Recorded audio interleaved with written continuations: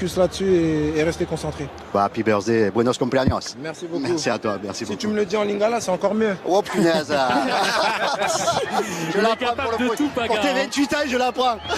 Presnel Kimpembe avec Laurent Paganelli, 5 buts inscrits par le Paris Saint-Germain la semaine dernière, une nouvelle manita ce soir. 5 buts à 2 donc ce soir pour le Paris Saint-Germain. Place au débrief avec Laure Boulot et Dominique Armand. Toutes les réactions parisiennes notamment. On espère avoir Christophe Galtier à notre micro. Il y a beaucoup de choses à dire après cette large victoire du PSG, notamment concernant Neymar et Mbappé. Et puis dans la foulée, les images des autres matchs de cette première journée, deuxième journée. Et on va passer un bon moment. Constat général d'abord. 3 matchs pour Paris, 3 larges victoires, Laure. C'est ce qu'on retient d'abord en priorité.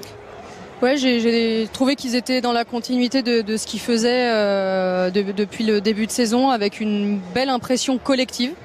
Même si ça a été un peu plus dur à se décanter dû au bloc bas de Montpellier, un grand Neymar et peut-être le bémol quand même de 2 buts encaissés, parce qu'ils avaient jusque-là été très solides et ça je pense que le coach Galtier va pas forcément aimer. Les 2 premiers buts d'ailleurs encaissés par le Paris Saint-Germain cette saison, mais l'homme de la soirée en positif, Dominique Armand, on commence par lui, c'est Neymar. Se rappeler que dès que Neymar est piqué, on a l'impression qu'il aime quand même aussi être confronté. Ça le surmotive. Voilà, il aime aussi avoir cette autorité, même s'il l'aime pas trop, il aime bien jouer avec.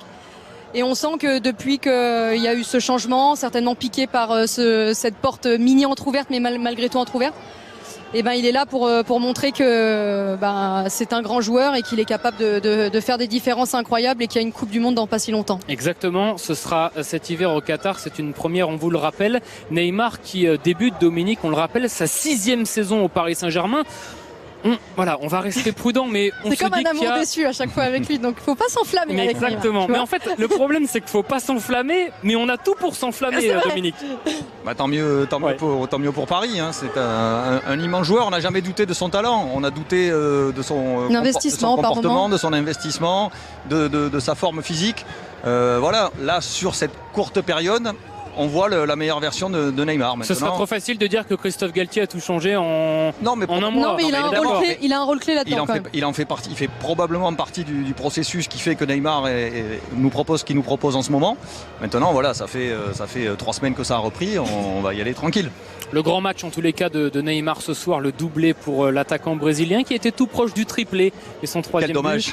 Ouais, ça parce que là c'était plus beau. La passe de Messi, ça a été annulé, on va pas refaire l'histoire, mais tout ça a été magnifique. Quand même. Alors, Paul et Habib, on a un petit souci ce soir, c'est que Neymar, ok, mais Neymar Mbappé, en termes d'attitude, ce soir, il faut le dire, c'est un petit peu 2 salles, 2 ambiances. Son match d'abord, le match de Mbappé, retour à la compétition. Oui, on l'attendait évidemment et le parc attendait le retour de son roi. Moi, je ne l'ai pas trouvé non plus trop hors de son match. Il a été parfois bien, parfois moins bien, mais c'est un Kylian Mbappé qui monte en puissance. Moi, je vous trouve assez clément, Habib, avec Kylian Mbappé, dans la mesure où désormais vous connaissez l'autre facette, celle d'entraîneur. Oui. Pas certain que ça vous aurait plu, mais avant de vous réentendre, on va quand même regarder cette séquence. Juste avant la pause, on est en première période et on va retrouver Kylian Mbappé. Il est en bas de l'écran sur une action du Paris Saint-Germain. Être servi en première intention et par moment on l'a senti s'énerver. Là, ce qui est dommage, c'est que l'action elle continue et que je pense que s'il continue l'action, il est capable d'être dans la surface et que Hakimi peut lui glisser le ballon et il peut marquer. Mais il avait déjà raté son penalty, donc je pense qu'il était un petit peu énervé. On l'a senti un petit peu, un petit peu nerveux. En fait, on sentait que Neymar et Messi se cherchaient beaucoup. Il y avait cette complicité technique. Et par moments, il s'est peut-être senti un petit peu exclu de ce circuit de passe. Et en tout cas, au bord du terrain, j'ai senti que ça l'énervait un petit peu. Il n'y a rien de dramatique. Il a fait un bon match. Il a marqué. Il a créé des espaces. Il a été bon. Il ne faut pas dramatiser et créer un cas où il n'y en a pas. Mais ce que je veux dire, c'est qu'il a besoin aussi de se... Normal, ils ont déjà fait 2 matchs ensemble. Il n'était pas là. Il a besoin de se mettre dans ce collectif, de jouer avec les autres pour retrouver un peu tous ces automatismes qui n'étaient pas parfaits ce soir entre les 3. Vos arguments s'entendent, mais le PSG aujourd'hui, c'est une question de jeu.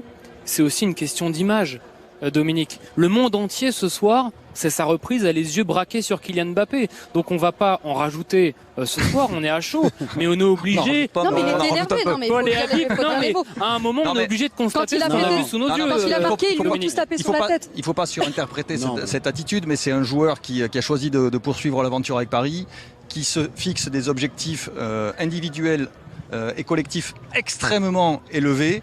Et effectivement, on surveille tout ce qu'il fait, on surveille toutes ses attitudes. Et ce genre d'attitude sur cette action sont des choses qu'on n'avait pas vues depuis le début de la saison de la part des autres joueurs. Et sont des choses qui interpellent. Maintenant, on ne va pas en faire toute une histoire. Il revient dans l'équipe, il faut qu'il retrouve sa place centrale. Et pendant ce temps-là, les autres, ils l'ont pas attendu. Hein. Ils ont joué, ils ont pris la place. Le mot de la fin, Habib. Coach Habib aurait donc toléré ça sans rien dire. Déjà, je voulais vous dire une chose, monsieur Clément Gachny, vous êtes un fantastique meneur de débat. Il savait que ça allait Pour attiser le débat, vous êtes fantastique. Ne changez rien. Moi, je vous dis juste une chose. Vitinha doit lui donner le ballon. La deuxième chose, c'est Kylian Mbappé, il dit tu as intérêt à me le donner la prochaine fois. Et tous les attaquants du monde, les plus grands, Messi, Ronaldo, Lewandowski, Ibrahimovic, vous pouvez tous les citer, ont à un moment donné fait ça pour asseoir leur autorité et dire à Vitinha, mon garçon, la prochaine fois, donne-moi le ballon. Ici, le patron, c'est moi. Voilà, je dis pas que l'attitude est bonne. Je dis juste que il aura une discussion avec Christophe Galtier. Mais la réalité de ce geste, c'est de dire à Vitinha, donne-moi ce ballon la prochaine fois. Et je vous garantis, vous verrez le prochain match, il lui donnera le ballon. C'est le patron, Clément, on l'avait dit avant de regarder ce match, de le commenter, que c'était lui qui était l'attraction numéro 1 ce soir. Il voit ses partenaires qui réalisent un très bon début de saison et il a évidemment